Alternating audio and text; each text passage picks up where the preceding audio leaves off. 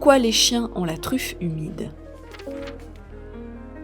Livre écrit par Kenneth Steven et illustré par Øyvind Thorseter, traduit du néo-norvégien par Aude Pasquier et publié aux éditions Cambourakis.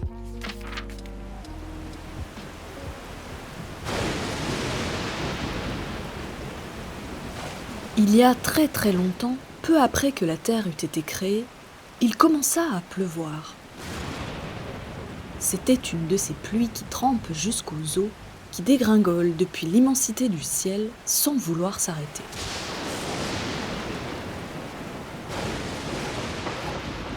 Heureusement, dans ce malheur, quelqu'un sut quoi faire.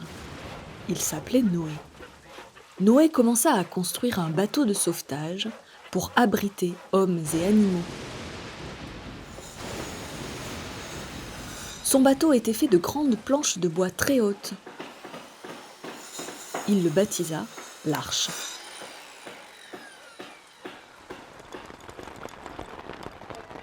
Puis il prit la route pour rassembler tous les animaux possibles et imaginables.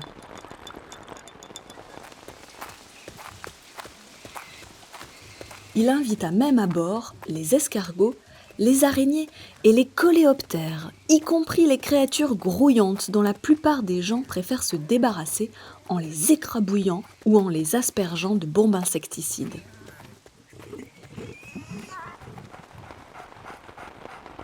En dernier, traînant la patte, embarqua le chien de Noé. C'était un mélange tellement bizarre qu'on ne savait pas très bien de quelle race il était. En tout cas, au bout de son museau, il avait une grosse truffe noire, toute douce. Ça, c'était sûr.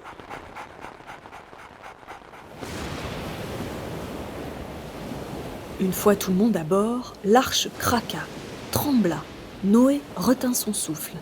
Il avait peur que son bateau soit tellement gros, tellement chargé qu'il coule comme une pierre. Mais une grande vague se forma.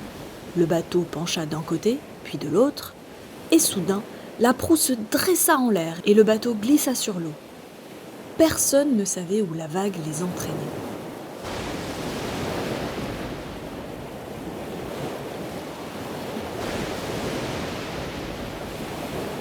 Ils prirent donc le large. On ne voyait plus la terre, rien que le ciel et la mer. Il pleuvait toujours à verse. Les nuages noirs crachaient des éclairs en zigzag, on aurait dit des langues de serpent. Les seuls bruits au monde étaient le clapotis de la pluie et le grondement de l'orage.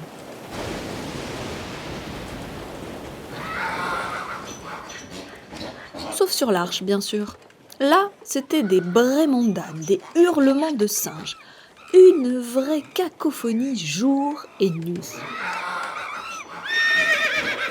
Noé n'avait pas une minute de paix, pas une seconde de sommeil. Il fallait qu'il trouve du foin pour les chevaux, des noisettes pour les écureuils. Et on ne dira même pas quoi pour les pitons.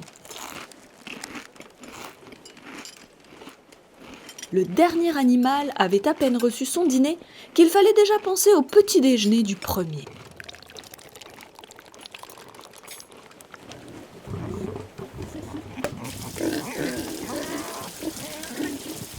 Un jour, tôt le matin, alors qu'ils étaient en mer depuis 20 jours et 20 nuits, se produisit une catastrophe.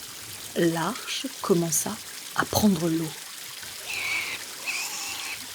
Le trou qui était apparu entre deux planches n'était pas plus gros qu'une noix. Pas de quoi casser 3 pattes à un canard sur un bateau de la taille d'un terrain de football. Mais Noé avait à peine eu le temps de crier « Alerte, on fuit !» qu'il y avait déjà de l'eau partout. Il fallut même sauver un lapin de la noyade. « Qu'est-ce qu'on va faire ?» demanda Noé à son chien. Il leur fallait un plan, et en vitesse.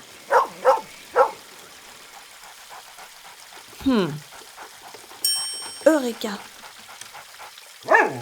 On va arranger ça. T'inquiète.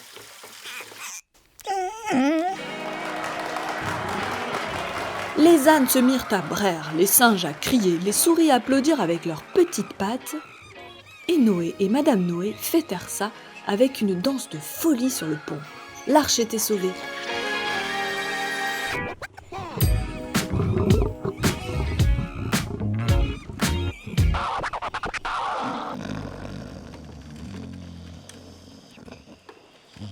La pluie continua à tomber 40 jours et 40 nuits. Aussi loin que portait le regard, on ne voyait que les flots.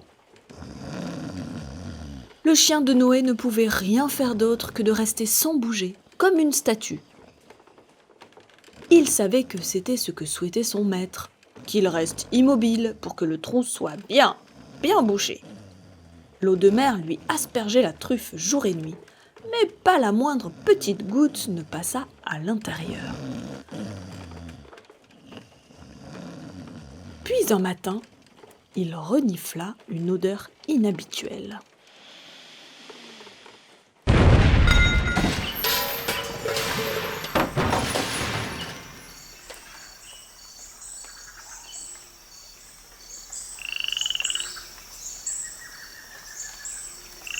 Dans la brume se dressait une montagne aussi haute qu'une tour.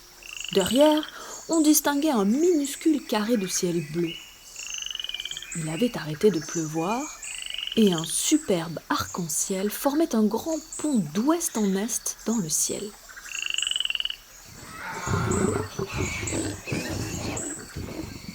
Ils avaient enfin accosté. Les passagers de l'arche découvrirent le plus beau des paysages. Tout était couvert de plantes et de fleurs.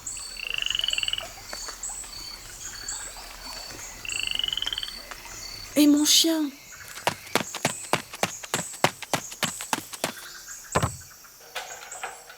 Attends, j'arrive!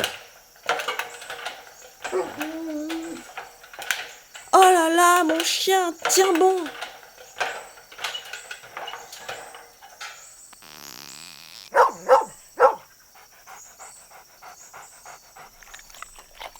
Mon brave chien, chuchota Noé en grattant l'animal sur le ventre avec amour. Waf, waf, répondit celui-ci. Et il frotta son museau encore mouillé contre la joue de son maître. Le chien n'a plus jamais eu besoin de prendre la mer, mais sa truffe est restée froide et humide pour toujours.